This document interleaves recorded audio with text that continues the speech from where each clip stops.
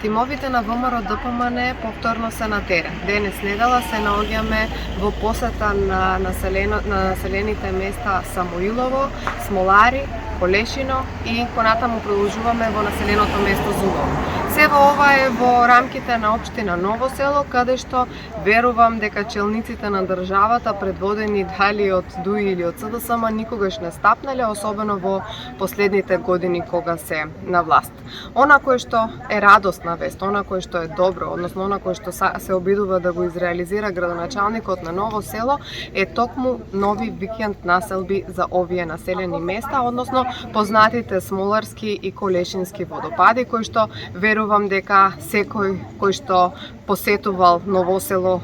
дошол и ги видел сите овие убавини кои што Република Македонија ги поседува, а за жал години наназад воопшто ништо не било направено кога станува збор за руралниот туризам. Она кое што граѓаните генерално се жалат е на централната власт, на власта предводена од СДСМ и ДУИ, и она кое што еве се најновите работи за кои што сакаат да зборуваат се токму уставните измени и дали тоа сето има шанси да помине. Она кое што го добиваат како одговор од нас е дека буквално пратениците на ВМРО ДПМН немаат намера да гласаат за уставни измени, а исто така еве и поканите, ги коментираат поканите за лидерски средби и дали воопшто има потреба да се зборува за уставни измени или на таква лидерска средба зборуваат дека лидерот на ВМРО ДПМН едноставно треба да каже дека треба да се организираат новите избори, предвремени избори, заради тоа што народот повеќе не може да истрпи дали од криминалите и корупцијата кои што ги обседнаа